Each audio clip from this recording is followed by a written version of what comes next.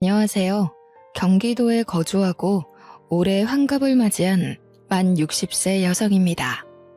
이번에 제 생일을 맞이해서 딸이 환갑을 축하한다며 가족 여행을 선물해 주었는데요. 환갑이라는 나이가 요즘 들어서는 그리 늙은 것이 아니라고는 하지만 딸과 함께 제주도 여행을 갔다 오며 생일을 보내니 감회가 남다르더라고요. 예전에는 잘만 오르던 언덕과 산도 이제는 무릎이 쑤시고 허벅지가 덜덜 떨리는 것이 몸이 많이 늙긴 늙었구나. 예전과는 다르구나 하고 느꼈네요. 제주도 좋다는 말만 들어봤지 저는 처음 가보는 거였어요. 그 말로만 듣던 제주도를 가보니 눈이 탁 트이면서 냄새부터가 확실히 다르더라고요. 한라산에 간신히 올라가서 그 풍경을 내려다보는데 그런 생각이 들더군요. 제가 열심히 살아온 것들이 쫙 펼쳐지면서 자연 앞에서 한없이 겸허해지는 기분이 들었네요. 앞으로는 어떻게 살아가야 할지 마음을 다시 한번 다잡게 되었습니다.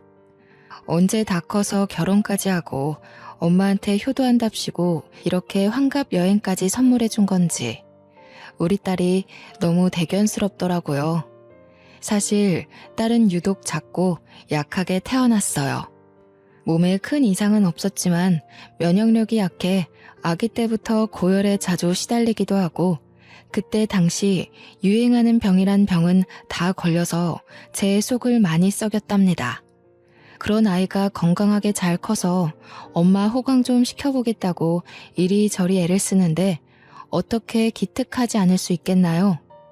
아이를 키운 부모 입장이라면 다 이해할 거라 생각해요. 사실 우리 딸을 임신했었을 당시에 큰 사고가 있었습니다. 그래서 딸이 유독 약하게 태어난 것에 제 탓이 있지 않을까 하는 생각이 들고는 했죠. 내가 임신 동안 잘 못 먹어서 그런가? 아니면 큰 사고를 당해서 일이 약하게 태어났나? 아이를 낳고도 저는 한동안 자책에 시달렸네요. 의사 선생님 말씀으로는 태어날 때부터 그냥 약하게 태어난 것이라고는 했지만요. 다른 애들 사이에서 유독 작은 저의 딸을 보면 마음이 어찌나 아프던져. 제가 우리 딸을 가졌을 그 당시에 정말 큰 사고가 났었다고 했죠. 그때 저는 제가 임신했다는 사실을 알고 있었어요. 그래서 애아빠와 혼인신고를 하러 가기 전에 제 가족들과 다 같이 병원에 가는 길이었고요. 저는 제가 앞으로 행복만 할 줄 알았는데 하늘도 참 무심하시지. 갑자기 사고가 날 줄은 꿈에도 몰랐네요. 꽤 큰 교통사고였고 나중에 들어보니 음주운전이라고 하더라고요. 저는 아이를 품은 채로 부모님과 애아빠 모두를 잃고야 말았습니다. 일어나 보니 병원이더군요. 제가 깨어났을 당시에 저희 부모님도 애아빠도 모두 다 사망한 상태라서 충격이 컸죠. 너무 많이 힘들었고 받아들이기 힘든 현실이라서 그때의 자세한 기억은 나질 않아요. 이제야 덤덤하게 말할 수 있는 그런 사정으로 딸을 혼자서 낳고 키우게 되었는데 제가 얼마나 힘들었을지 예상 가시나요? 하루아침에 모든 행복이 다 사라진 듯한 기분이었네요. 눈만 감으면 부모님의 미소와 웃음소리가 떠오르고 가만히 귀를 기울이면 애아빠가 저에게 속삭여주는 달콤한 말들이 떠오르는데 막상 눈을 떠 주위를 둘러보면 저만 있을 뿐 아무도 없었습니다. 죽지 못해 먹고 죽지 못해 아이를 낳았죠. 그렇게 태어난 아이는 당연히 또래보다 약하게 태어났네요. 어려서부터 아이가 잘 아프니까 아이도 고생하고 저도 고생을 많이 할 수밖에 없었어요. 안 그래도 저는 배움이 길지도 않았고 가진 기술도 딱히 없었는데요. 자식까지 자주 아픈 미혼모를 취급해주는 직장은 눈 비비고 찾아봐도 없더라고요. 그래서 저는 식당 허드렛일을 겨우 전전하며 간신히 입에 풀칠만 했습니다. 그마저도 아이가 아프면 빠질 수밖에 없으니 정말 당연하게도 식당 허드렛일로는 나가는 돈이 채워지지 않더군요. 부업을 찾아다니며 인형에 단추를 붙이는 등 여러 일을 하다가 시간이 날 때마다 반찬을 만들어 시장에 내다 파는 식으로 돈을 벌기 시작했어요. 그리 모은 돈은 모으는 족족 철마다 아픈 우리 딸에게 쏟아부었고 밑 빠진 독에 물 붓는 듯한 생활을 이어갔습니다. 시간이 날 때마다 반찬을 만들다 보니 정해진 날짜에 반찬을 만들어 팔 수는 없었지만요. 그래도 그런 생활이 몇 년이 흐르니 저에게도 단골이라는 손님이 생기더라고요. 그중 제일은 한 할머니셨는데 저에게서 반찬을 사가실 때마다 저를 그리 구박하고는 했어요. 도대체 장사를 언제 하는지 말을 해달라며 왜 장사의 기본조차 잘 안 지키냐고 툴툴대던 할머니셨죠. 내가 원래 잘 돌아다니지 않는데 이 반찬 때문에 시장을 매일 둘러봐. 매일 둘러본다고. 도대체 언제 나와서 반찬 갖다 파는 거야? 나에게만 귀띔 좀 해줘. 도대체 반찬 가게는 또 언제 낼 계획이고? 에휴, 좀만 맛없었어도 진작에 안 왔어. 장사의 기본도 안 되어 있는데 맘만 좋아가지고는 문 열면 꼭 말해줘야 해. 알았지, 세댁? 저는 단골 할머니의 그런 투정을 기분 좋게 받아들이면서 매번 같은 날짜가 아님에도 찾아와 주시는 감사함에 가게를 내게 되면 할머니께 꼭 먼저 말씀드리겠다고 약속했네요. 계절이 바뀔 때마다 혹은 유행하는 병이 바뀔 때마다 아이는 꼭 어디 하나씩은 걸리고 아파서 제가 많이 걱정하고는 했죠. 그런데 그런 아이의 건강도 아이가 나이를 먹을수록 조금씩 나아지더니 아이가 유치원에 갈 나이쯤이 되자 웬만한 아이 못지않게 건강해지고 활발해졌어요. 전처럼 매일같이 아프지 않자 저도 덩달아 시간적 여유가 생기더라고요.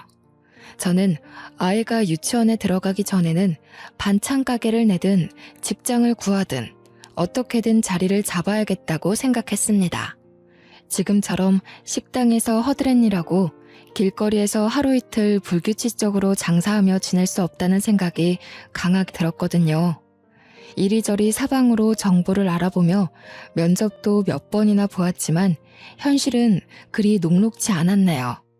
어디에다가 내세울 학력도 경력도 없는 제가 눈에 들어차지 않았겠죠. 게다가 엎친 데 덮친 격으로 잘 살던 집에서도 쫓겨나게 되었습니다. 몇 년을 꼬박 세를 내며 잘 살았던 집이었는데 재개발이 확정되더니 당연한 수순처럼 집주인은 저와 우리 딸에게 나가라며 양해를 구하더라고요. 물론 바로 내쫓지는 않아서 시간이 아직 남아있기야 했지만 모아둔 돈이 많지 않아서 그 집을 나오고 나면 아이와 함께 당장 지낼 곳이 없었어요. 단기간 모텔에서 지낸다고 해도 모텔에는 제대로 된 주방이 없으니 그나마 잘 팔던 반찬도 제대로 못 만들게 되는 거니까 여러모로 머리가 아팠네요. 직장을 알아보랴, 집을 알아보랴. 그리 바쁘고 복잡한 와중에도 시간은 잘 가서 어느덧 아이가 유치원에 갈 시간이 가까워지더라고요. 아이는 이제 유치원을 오가며 유치원 생활에 적응하고 있는데 저는 그때까지도 괜찮은 직장도 거주지도 못 얻은 상태였어요. 잠시 머무를 집도 없고 부탁할 가족도 없고 돈도 없으니 정말 앞이 막막하고 캄캄하고 이보다 더 힘든 일이 있을 수 있을까 싶을 정도였네요. 사고로 가족을 잃고 혼자 아이를 낳아 키우며 힘든 일이 참 많았는데요. 이때는 진짜 극복할 수 없는 벽을 마주한 기분이었어요.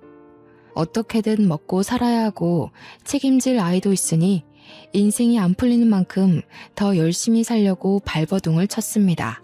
아이는 일단 유치원에 보내놓고 반찬을 만들어 시장에 갔죠.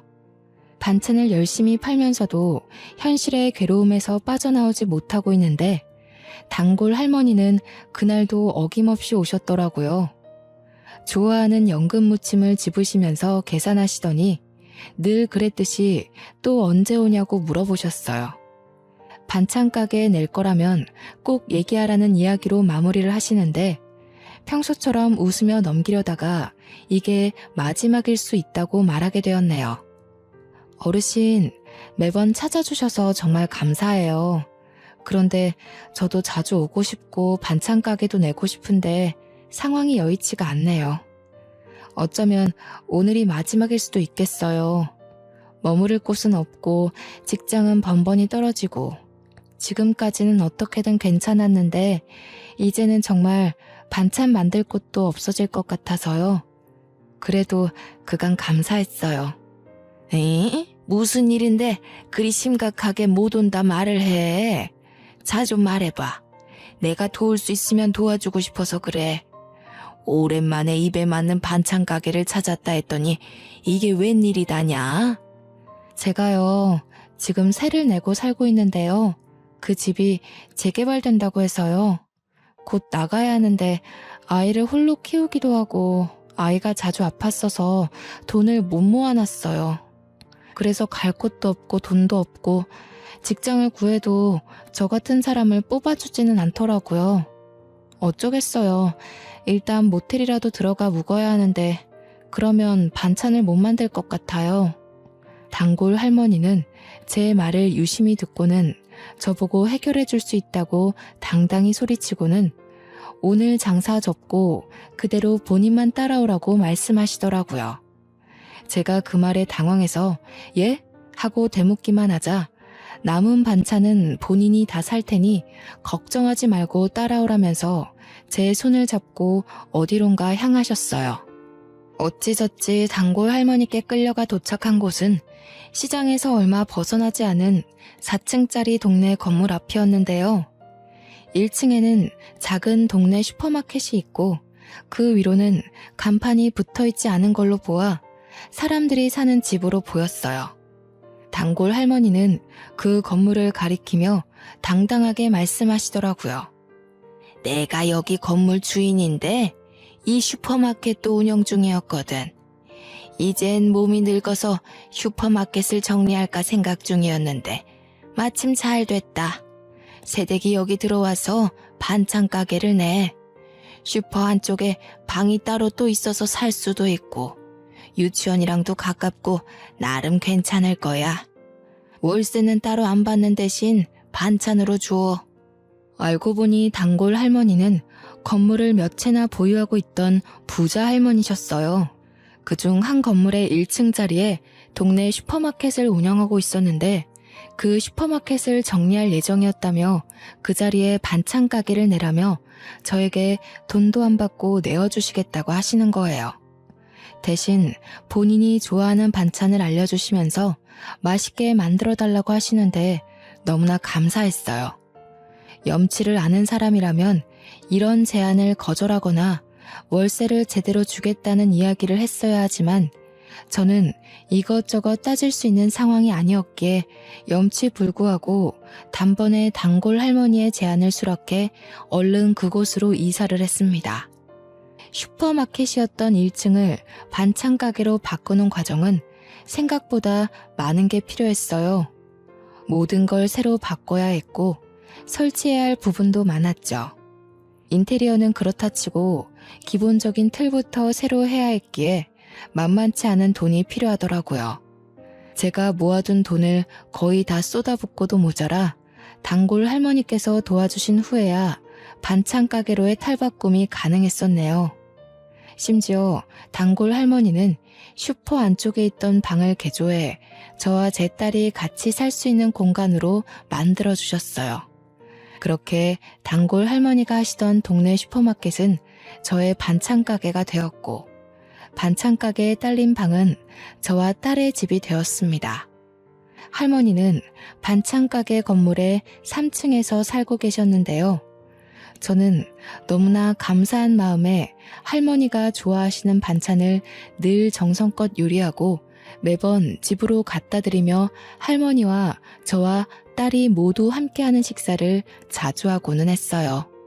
할머니는 그만하고 너도 좀 쉬라며 저를 말리시기도 했지만 하루 세 끼 모두 같이 못 먹더라도 한 끼는 같이 먹을 수 있게 노력했고 그렇게 우리 셋은 점차 가까워져만 갔네요. 반찬을 챙기다 밥을 챙기게 되었고 밥을 챙기자 식사를 꾸준히 잘하시는지 확인하게 되었고, 식사를 확인하자 어느새 생신도 챙기고 명절도 챙기고 할머니의 건강도 챙기게 되더라고요. 단골 할머니도 처음에야 그만 좀 하라며 저를 타박하듯이 말씀하셨지만, 단골 할머니께 익숙해진 저는 그게 단골 할머니만의 애정 표현이라는 것을 눈치 못 챌 리 없었네요. 그리 아니라고 말씀하셨지만 단골 할머니는 많이 외로우셨나 봐요. 그리고 딸을 혼자 키우고 있던 저도 많이 외로웠나 봅니다. 피가 이어지지는 않았지만 매일 얼굴을 마주보며 밥을 먹으니 가족 같더라고요. 저는 언제부턴가 단골 할머니를 어머님이라 불렀고, 제 딸은 단골 할머니를 할머니라고 부르게 시작했어요. 어머님은 그런 우리를 보며 싫지 않으신지 아주 그냥 자식 다 됐구만 하고 말씀하시며 아주 가끔 딸과 손녀라고 불러주셨습니다. 저의 반찬 가게는 처음부터 잘 되지는 않았지만요. 시간이 흐르면 흐를수록 단골이 생겨났고 천천히 발전되어 갔어요. 나름 그곳에 자리를 잡게 된 것이죠. 제가 딸을 처음 유치원 보내면서 결심한 것이 어디로든 나와 딸을 위해 자리를 잡는 거였는데요. 그때 당시에는 결코 이뤄질 수 없다고 생각했던 게 조금씩 이루어져 딸이 어느새 커서 초등학교를 졸업할 나이가 될 때쯤에는 저 스스로도 내가 이 동네에 자리를 잡았구나 싶었습니다. 저는 아직도 저의 손을 잡아 끌고 가서 저에게 건물을 소개해 주시던 어머님의 또랑또랑한 목소리와 모습이 눈에 아른거리는데요. 그리 정정하시던 어머님은 어느새 많이 늙어 잘 걷지도 못하시고 기침을 자주 하시더라고요. 저는 그런 어머님을 최대한 정성스럽게 보살피고 있었죠. 요즘 따라 어머님이 늙으신 티가 더 나는 것 같아 건강에 좋다는 것은 모두 해서 먹였어요. 다행히 어머님도 제가 만든 요리들이라면 편식 없이 잘 드시곤 했네요. 그날도 똑같았어요. 그날도 늦은 저녁까지 가게 문을 열고서는 저는 어머님께 바로 갖다 드릴 생각으로 보양식과 기침에 좋은 생강차를 만들고 있었어요. 재료 선택부터 손질, 조리 등등 하나부터 열까지 오로지 저의 정성이 다 들어간 요리라서 제가 반찬 가게에서 파는 반찬들보다 더 정성을 쏟게 되더라고요. 땀을 뻘뻘 흘려가면서 만들다 보니 어느새 마감 시간은 훌쩍 지났고 너무 늦어지는 것 같기도 하고 이제 생강차도 마무리만 하면 돼서 가게 문을 닫으려 밖으로 나갈 때였네요. 간판 불을 끄고 주변을 정리하고 있으니 깡마르고 어린 학생으로 보이는 어떤 여자가 저에게 말을 걸더군요. 저기요, 혹시 이 반찬 가게 오늘 영업 끝났나요? 오늘 꼭 사고 싶은 반찬이 있는데 괜찮으시다면 잠시 열어주실 수는 없으신가요? 그 여자분이 저에게 굉장히 미안해 보이는 모습으로 손끝을 매만지며 말을 하는데 어쩔 수가 없더라고요. 그리고 그 여자분은 며칠 전부터 마감 바로 전에 오셔서 반찬을 구매하시던 손님이라 제가 기억하고 있던 손님이었어요. 마침 떨이 반찬도 몇 개 남아 있었고 생강차도 완벽히 마무리된 상태는 아니라 제가 생강차를 다 마무리할 때까지 둘러보시라고 하고 저는 생강차에 신경을 기울였네요. 만든 생강차를 유리병에 옮겨 담고 설거지까지 마치자 여자가 조심스레 계산을 요청하더군요. 계산을 해주려는데 여자분이 굉장히 머쓱한 얼굴로 떨이 반찬 하나만 내미는 거 아니겠나요? 대수롭지 않게 계산을 해주고 포장을 해주려는데 며칠간 봐왔던 여자의 모습이 순간 머릿속을 스치더라고요. 그러고 보니 늘 그랬어요. 떨이 반찬은 만든 당일에 안 팔려서 폐기 전에 파는 반찬이라 웬만하면 평소보다 더 저렴하게 팔거든요. 거의 재료값만 받으면서 파는 정도인데 이 여자분은 그마저도 고민하다 하나만 사가고는 했었죠. 그게 딱 생각이 나면서 괜히 마음이 쓰이던데요. 결국 나머지 떨이 반찬도 다 가져가라 하고 같이 포장해 주었네요. 여자는 저에게 너무나 감사해하며 고개를 연신 숙였고 여태까지 그랬듯이 다음 날에도 그 다음 날에도 저의 반찬 가게를 마감 시간 전에 들리며 떨이 반찬을 하나씩 사갔습니다. 그때마다 저는 떨이 반찬을 몇 개 더 얹어주거나 가끔은 미리 하나 빼놓은 고기 반찬을 얹어주기도 했네요. 왜 그랬는지는 저도 잘 모르겠어요. 그냥 예전에 입에 풀칠만 하던 제가 생각이 나더라고요. 그렇게 몇 달이 흐르고 이런 상황들이 서로에게 익숙해진 날이었어요. 그날도 저는 두부조림 반찬을 미리 하나 빼놓고 있었죠. 여자가 와서 떨이 반찬 하나를 구매하자 매번 그랬듯 습관처럼 떨이 반찬과 두부조림 반찬을 같이 포장해서 건네주는데요. 평소처럼 감사하다고 말하며 고개를 숙이던 여자가 그 상태로 멈춰 있는 거예요. 오늘 많이 힘드셨나 봐요, 손님. 어디 불편하신 곳 있으세요? 괜찮으세요? 제가 뭐 도와드릴 게 있을까요? 제가 당황해서 괜찮으세요? 하며 말을 거니까 여자는 욱욱거리면서 울음 참는 듯한 소리를 내더니 갑자기 막 우는 거 아니겠어요? 눈물이 어찌나 샘솟던지 휴지를 갖다 줘도 끝나지 않더라고요. 이런 상황은 또 처음이라서 어찌할 줄을 모르고 있으니 여자가 저에게 죄송하다면서 하는 말이 이번이 마지막 방문일 수도 있다는 거예요. 갑자기 눈물이 나서요. 죄송해요. 그런데 제가요, 오늘이 마지막일 수도 있어요. 제가 일하던 곳이 순댓국집이었는데 재개발로 없어진다고 하더라고요. 일할 곳이 없어졌는데 제가 오늘이 마지막 근무였어가지고 그래서 그간 너무 감사했는데 눈물이 갑자기 저도 모르게 나가지고요. 그동안 너무 감사했어요. 경황 없이 줄줄 흘러나오는 여자의 말을 잠자코 듣고 있었는데 어린 사람인데도 사정이 참 딱하더라고요. 여자는 고등학교를 졸업하자마자 애를 낳으면서 부모와 연을 끊었다고 해요. 애아빠는 본인이 책임지겠다더니 혼인신고하기로 한 전날 도망갔다고 하고요. 그래서 주변의 도움 없이 현재 3살짜리 아기를 혼자 키우는 중인데 일할 곳 찾기가 너무 힘들었다고 하더라고요. 다행히 좋은 순댓국집 사장님을 만나서 여태 순댓국집에서 일해왔는데 재개발로 순댓국집 건물이 없어지게 되었다고 그러네요. 순댓국집 사장님은 나이도 꽤 있으셔서 이 김에 고향으로 내려가기로 했다고 하고 여자는 일할 곳을 잃게 되어 여기저기 알아봤으나 일을 구하지는 못했다고 그러고요. 오늘이 마지막 근무였다고 하면서 앞으로 이쪽으로 올 일이 거의 없을 것 같다며 오는데요. 어찌나 저의 모습 같던지요. 저도 같은 미혼모였기 때문에 알거든요. 일 구하기 힘들고 하는 일마저 힘든 일이었다는 걸요.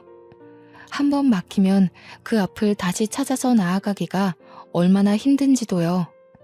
식당 허드렛 일마저도 내가 아쉬워서 다니다가 피치 못한 사정 때문에 쫓겨나는 듯한 기분을 저도 매우 잘 알죠. 비슷한 경험을 겪어봤기에 동질감을 느낄 수밖에 없더라고요.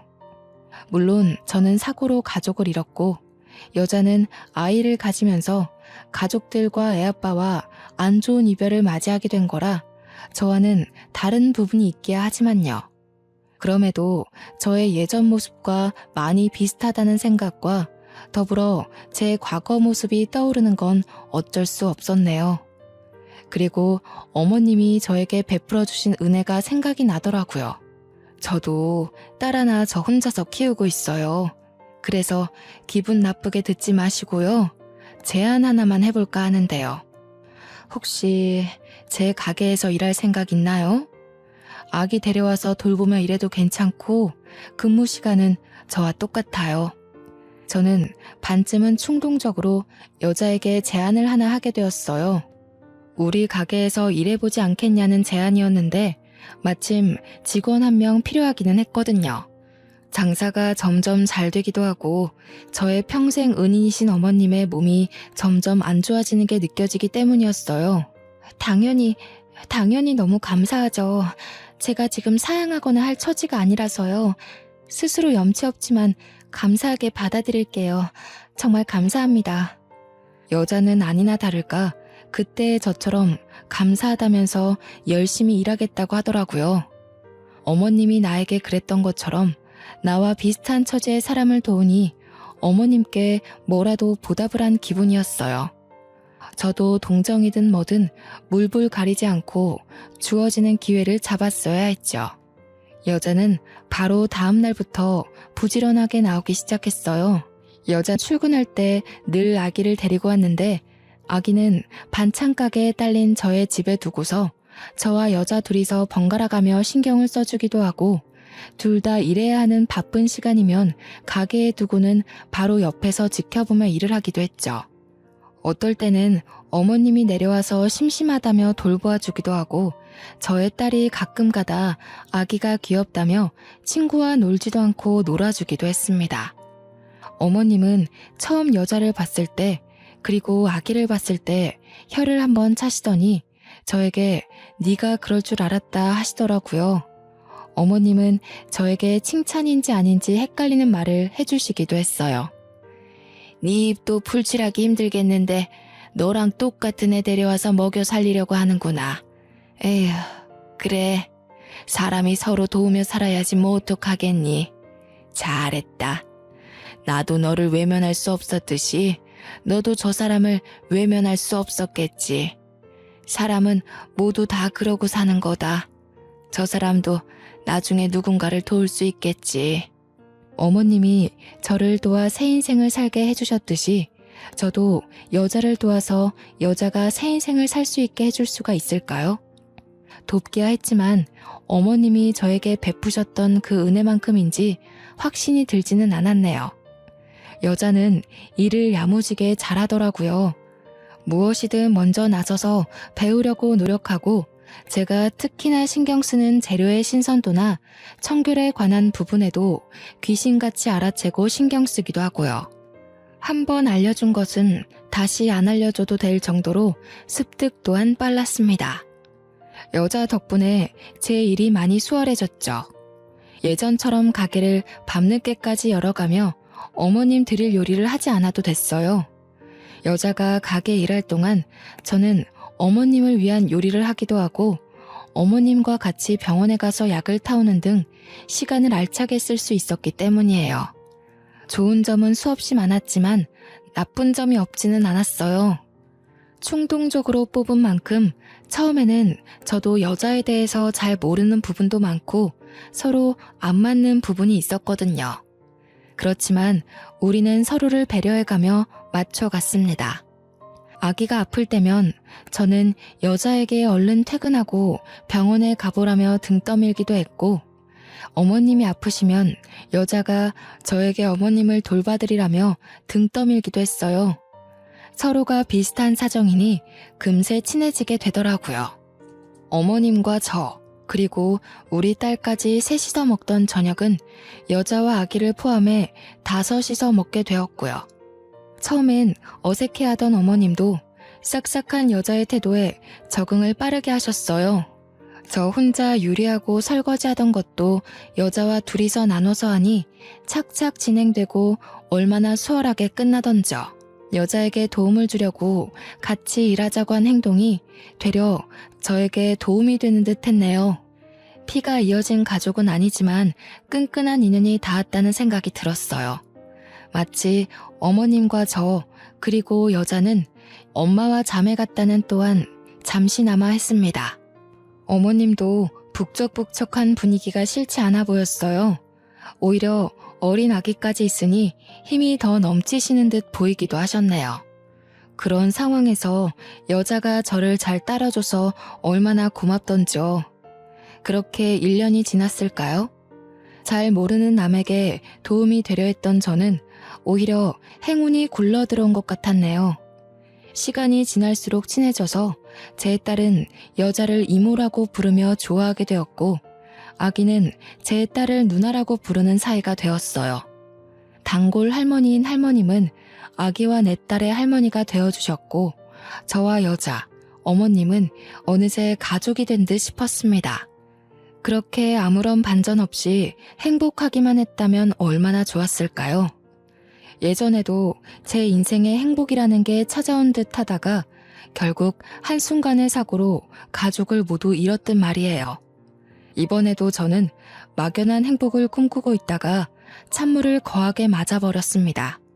그날은 어머님의 생신이셨어요. 원래는 저녁을 대부분 다 같이 먹었는데요. 그날은 가게 문을 일찍 닫고서는 다 같이 점심부터 맛있는 밥을 먹으려고 했어요. 몇 안 되는 기쁜 날이고 어머님 건강도 날이면 날마다 안 좋아지시니 저는 그 하루를 정말 좋게 보내고 싶었습니다.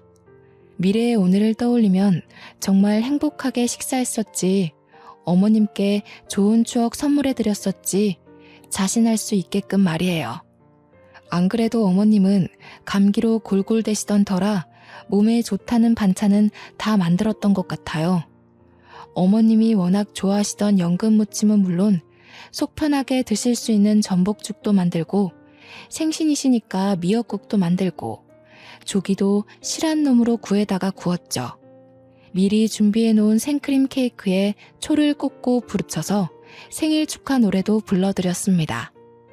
뭐 이런 걸 쓰냐며 고깔모자를 흉보시던 어머님은 결국 고깔모자를 쓰고 박수를 치면서 우리들의 생신 축하 노래를 즐기시더라고요. 그리 거대하지 않고 소박한 잔치였지만 우리는 모두 행복하게 웃었던 기억이 나요. 어머님은 케이크도 조금 먹기도 하고 제가 만든 전복죽과 미역국을 몇 술 뜨시다가 잠이 온다며 누워 낮잠을 주무셨어요. 그리고는 그대로 다시 깨어나시지 않은 채 눈을 감으셨습니다. 처음에는 정말 믿을 수가 없더라고요. 어머님은 그냥 편안하게 침대에 누워서 눈을 감고 계셔서요. 딱 보았을 때도 낮잠을 자시는 것처럼 보였거든요. 어머님이 잘 주무시는 걸 계속 확인하면서 방을 왔다 갔다 오가고는 했는데 도대체 언제 돌아가신 건지 짐작을 할 수도 없었네요. 그저 저는 저녁 먹을 때가 되어서도 일어나시지 않아서 어머님을 깨우러 들어갔던 것 뿐이었는데 그게 어머님과의 마지막이었을 줄 정말 누가 알았겠어요. 정말 행복하게만 보내고 싶던 좋은 날에 좋게 가셨으니 이 정도면 잘 가신 거야 싶다가도 눈물을 줄줄 흘리며 돌아가신 게 아니라며 부정하게 되더라고요. 가족을 잃고 다시 만나게 된 가족이었는데 허무하게 잃어버린 것 같았죠. 멍하니 어머님의 장례식을 치르는데요. 어머님이 아프셔도 코빼기도 보이지 않던 어머님의 아들이란 사람이 찾아오더라고요. 그러면서 아주 당당히 상주 자리를 차지하던데 저는 그 앞에서 말 한마디 할 수가 없었어요. 혈연으로도 서류상으로도 어머님의 가족은 바로 그 사람이었으니까요. 어머님의 다른 가족들도 많이 왔는데 저는 너무 허탈하고 화가 나더군요. 어머님이 살아계실 때나 잘할 것이지 죽고 나서야 저렇게 많이 오면 뭐합니까? 누가 봐도 얻어먹을 것이 있어서 온 게 아주 뻔했죠.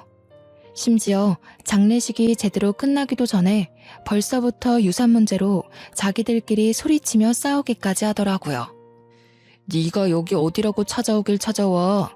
당신 줄 거 하나도 없어. 당장 저리 가지 못해? 우리 엄마 재산 탐나서 여기까지 찾아온 것 같은데 제발 상관 말고 감히 넘보지 말고 여기에서 나가. 알겠어? 어머님께 제가 몇 년을 붙어 있으면서 단 한 번을 찾아오지 않는 가족을 보고는 대충 예상하기는 했었지만요.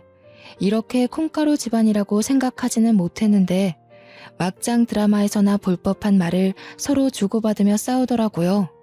저는 그런 와중에도 눈칫밥 먹어가면서도 3일 내내 장례식장을 조용히 지키고 있다가 저의 집으로 돌아왔습니다. 여자는 그런 저를 배려해주듯이 아무런 말도 없이 혼자서 반찬 가게를 운영해주고 제 딸도 돌보아 주었어요. 본인도 장례식에 오고 싶고 어머님 옆을 지키고 싶었을 텐데 늦은 밤에 잠깐 와서 얼굴만 비추고 간 것이 다였습니다. 그 말없는 배려가 너무 고맙더라고요. 덕분에 어머님을 아무런 걱정 없이 보내고 올 수 있었거든요. 매일 어머님의 밥과 반찬을 챙겨드리기는 했었지만요. 그것 말고는 별다른 것을 해드린 게 없어서요. 그렇게 어머님을 보내니 마음이 너무 헛헛하더라고요. 제가 좀 더 열심히 살아서 제가 받은 은혜만큼은 어머님께 꼭 보답하고 싶었는데 어머님도 떠났고 그냥 모든 것이 너무 늦어버린 것 같아 슬프더군요. 며칠 내내 어머님의 집에서 생활하며 멍하니 있으니 딸도 그렇고 여자도 그렇고 저를 많이 걱정해 주었습니다. 조용히 다가와서 저를 꽉 껴안아 주기도 하고 밥을 먹으라며 숟가락으로 밥을 한가득 떠가지고는 입에 대주기도 하더라고요. 그러면 저는 기계처럼 밥을 먹고 어머님 집을 청소하면서 어머님의 남은 빈자리를 확인한 듯한 생활을 이어갔죠. 일주일이 지났을까요? 한 달이 지났을까요? 달력조차 보지 않고 흘려보낸 시간이 많아 가늠조차 할 수 없더군요. 어머님의 집에서 냉장고 정리를 하다가 제가 드렸던 연금 무침을 보는데요. 어느새 곰팡이가 쓸어 있더라고요. 어머님은 제가 만든 연금 무침을 워낙에 좋아하셔서 한 번도 남기신 적이 없었는데 떠나신 어머님의 냉장고 속 연금 무침에는 하얀 곰팡이가 여러 군데 피어 있었어요. 그게 정말 뭐라고 눈물이 마구 나던지 그대로 주저앉아서 펑펑 울었습니다. 참았던 감정을 다 쓰고 나면 후련하다고 하잖아요. 저도 참았던 눈물을 다 쏟고 나니 후련하더라고요. 이대로 멍청하게 살 수는 없다 싶었어요. 어머님도 그런 것을 원하시지는 않을 것 같았죠. 기운을 내서 슬픔을 견디며 반찬 가게 문을 열었는데요. 타임이라는 것은 참 신기하더군요. 변호사라는 사람이 찾아와서는 저에게 말했습니다. 안녕하세요. 혹시 땡땡 반찬 가게를 운영 중이신 김미영 씨 맞으십니까? 권미자 씨 관련해 잠시 드릴 말씀이 있는데 시간 괜찮으신가요? 어머님 이름까지 거론이 되는데 자리를 어찌 피할 수가 있겠나요?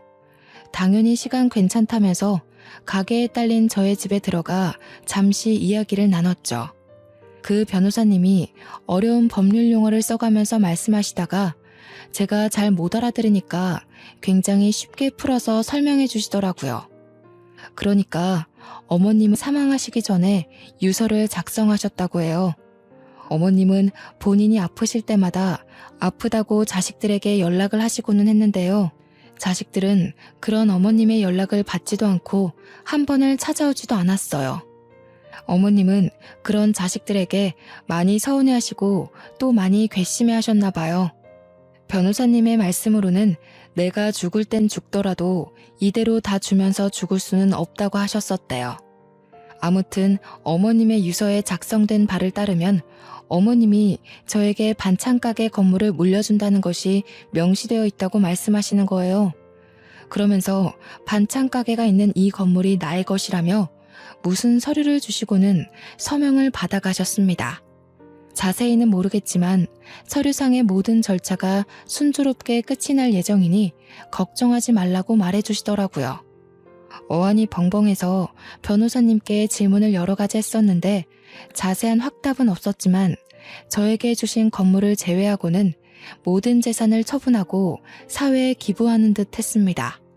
정말 믿을 수가 없지 않나요? 그때의 제 기분은 정말 아무것도 믿을 수가 없었어요. 어머님이 돌아가신 것도 믿을 수가 없는데 무슨 변호사의 건물에 사기 아닌가 싶었네요. 그리고 몇 년을 가족처럼 지냈다고는 하지만 정말 피가 이어진 가족도 아니었잖아요. 제가 어머님께 은혜를 받으면 받았지 이렇게 큰 재산을 물려받을 정도로 무언가를 해드린 적이 없다고 생각도 들었고요. 그런데 이렇게 돌아가시면서도 저에게 하나를 더 지어주고 가시니 그럼 나는 무얼 해야 보답할 수 있지? 생각이 많아질 수밖에 없더라고요. 당연하게도 어머님의 가족이라는 분들은 매번 반찬 가게를 찾아와 행패를 부리고는 했습니다. 다 늙은 노인네 어떻게 꼬셔서 재산을 가로챘냐느니 어쩐지 장례식에 3일 내내 붙어있더니 이런 속셈이 있었냐느니 험한 말을 여럿 뱉어내더라고요. 저는 변호사님이 주고 가신 명함 전화번호로 연락을 취하며 장례식에서 못 뱉던 말을 그제야 한마디 당당히 내뱉을 수 있었네요. 너네들이 자식이긴 자식이야? 어머님이 아프시다고 전화를 걸어도 받지도 않고 무시만 하더니 돌아가시고 나서야 찾아와서는 재산 내놓으라고 큰 소리만 치고. 정말 너네가 어머님 자식 맞아? 난 어머님과 피는 이어지지 않았지만 그래도 내가 입은 은혜만큼은 갚으려고 애를 쓰며 살았어. 이건 어머님의 결정이야. 누구도 뭐라 못해. 어머님의 자식들에게 말을 내뱉으면서도 마음이 좋지는 않더라고요. 그래도 유서에 남긴 어머님의 뜻을 지키려고 했습니다. 어머님은요, 늘 말씀은 인색하게 하셨지만 마음이 참 따뜻하고 여린 분이셨어요. 저에게 반찬가게 자리를 물려주셨던 어머님은 제 아이를 친손주 마냥 예뻐해 주시면서 간식 하나든 장난감 하나든 뭐 하나라도 더 쥐어주시려고 하셨죠.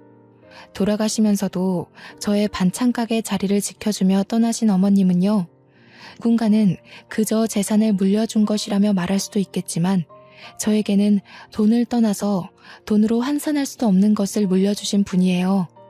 제가 괜히 은인이라며 은혜를 입었다며 했겠나요? 가족을 잃고 집 자리를 잃고 제 인생의 방향마저 잃을 뻔했을 때 오갈 곳 없던 저의 인생을 고든 길로 걸어나갈 수 있게 인도해 주셨어요. 건물을 물려받으면서 그리고 저의 반찬가게에 어머님 아들과 딸들이 찾아오면서 저의 은인이자 저의 어머님이 눈을 감으셨다는 사실을 받아들일 수밖에 없었네요. 저는 그저 저를 위해 이 반찬가게 건물을 저에게 물려주신 거라는 생각은 안 하기로 했어요. 늘 말씀보다는 행동이 먼저이셨던 어머님이셨기에 이번에도 그런 것이라 생각하기로 했고, 이 재산 말고는 사회에 기부하셨다고 했으니 그것에 더 뜻이 있다고 여겼거든요. 변호사님이 제 반찬가게에서 떠나실 때 저는 어린아이처럼 엉엉 울었는데요. 그런 저를 여자가 안아서 달래주기도 했지만 제가 쉽게 그치질 않자 옆에 있던 저의 딸과 여자의 아이는 왜 우냐며 저와 같이 엉엉 울어주었어요. 그렇게 펑펑 눈물을 쏟아내면서 저는 다짐한 게 하나 있습니다. 바로 어머님께 부끄럼 없이 살 거라는 다짐이에요. 맛있게 드셔주시던 단골 할머니이자 저의 어머님은 이제 세상에 없지만 저는 더 열심히 반찬을 만들기 시작했어요. 다행히 열심히 하면 할수록 감사하게도 손님들의 반응이 좋더라고요. 일에 매달리면서 어머님에 대한 그리움을 덜어내려고 애를 썼네요. 그렇게 저는 여자와 함께 가게를 운영하면서요, 반찬 가짓수를 늘리는 데에 만족하지 않고 때로는 반찬을 따로 더 만들어 도움이 필요한 분들께 나누어 드리기도 하고, 시간을 내어 오갈 곳 없는 분들에게 아침 식사를 무료로 제공하기도 하며 뜻깊은 일들을 하려고 했습니다. 아무것도 모르는 남들에게 베푸는 게 말이야 쉽지 정말 쉽지 않더라고요. 동네에서는 아무것도 받지 않고 나눠주려고 하는 저를 이상하게 쳐다보기도 하고, 때로는 왜 본인은 공짜로 안 주냐며 뭐라 하시는 손님분들도 계셨어요. 그때마다 어떻게 대처해야 할지 몰라 헤매던 저는 그런 상황에 익숙해져 갔고, 이제는 그런 상황을 능숙하게 다룰 수 있게 되었네요. 현재 여자는요, 우리 반찬가게 2호점을 내서 어엿한 가게 주인이 되었고요. 아직도 저에게 감사하다는 말을 하고 있어요. 이제는 워낙 친하기도 하고 그 정도는 아니라고 생각해서 부담스럽기도 했는데, 생각해보니 저에게 어머님 같은 존재가 있듯이 여자도 저를 그리 생각하는 것 아닐까 싶더라고요. 어머님 같은 사람이 되는 게 저의 인생 목표가 되었기에 여자의 감사 표현 또한 감사하게 생각하기로 했죠. 그 어렸던 여자의 아기는 어느새 대학생이 되어 종강만을 기다리고 있어요. 시간이 진짜 빠르게 지나갔죠. 아기는 저를 이모라고 부르는데요. 가족과 같은, 아니 가족이라고 부르는 게 당연한 사이가 되어 잘 지내고 있습니다. 우리 딸은 몇 년 전 의사를 만나서 작년에 결혼식을 올렸어요. 둘이서 어찌나 알콩달콩 깨붙고 사는지 자연스레 마음이 놓이더라고요. 그리고 저는 아직도 그 자리 그대로 반찬 가게를 운영하면서 어머님을 위한 반찬을 만들고 있답니다. 그러고 보니 이제 곧 어머님의 제삿날이 다가오고 있네요. 올해도 정말 맛있는 식사를 대접해 드릴 생각에 기분이 설레이고는 합니다. 저는 앞으로도 여자와 잘 지내면서 여자뿐 아니라 도움이 필요한 다른 사람들에게도 어머님 같은 존재가 되어 살고 싶어요. 그게 바로 저에게 반찬 가게 건물까지 내어주신 어머님의 마음이라 생각하거든요. 저에게 베풀어 주신 은혜를 잊지 않고 잘 간직한 채 저 또한 베푸는 것이 이번에 제주도에 여행 가서 또 한 번 다짐한 마음이랍니다. 제가 이렇게 말하면 제 딸은 또 저런다며 싫어하고는 해요. 아무래도 제가 늙어가니 저의 몸을 걱정해주는 거겠죠. 언제까지 할머니 타령할 거냐며 이제 엄마 인생을 챙기라고 잔소리를 하고는 하는데요. 그 또한 쉽지 않네요. 이제는 습관이 되었나 봐요. 물론 저도 나이가 들어가면서 일만 하던 나날들은 당연히 조금씩 떠나보내야겠죠. 그렇지만 저의 몸이 허락하는 한 반찬을 만들고 밥을 지으며 살고 싶어요. 밥은 못 차려주더라도 따뜻한 반찬 한 가지쯤은 거뜬히 내어줄 수 있는 그런 사람으로 남고 싶네요. 제 이야기 꽤 길었던 것 같은데 재미있으셨나요? 여러분들은 어떤 사람으로 남고 싶으신가요? 서로를 도우며 살아가는 따뜻한 사회를 꿈꾸며 저는 이만 글을 마치겠습니다. 제 사연 들어주셔서 감사하고 우리 꼭 같이 행복해져요. 감사합니다.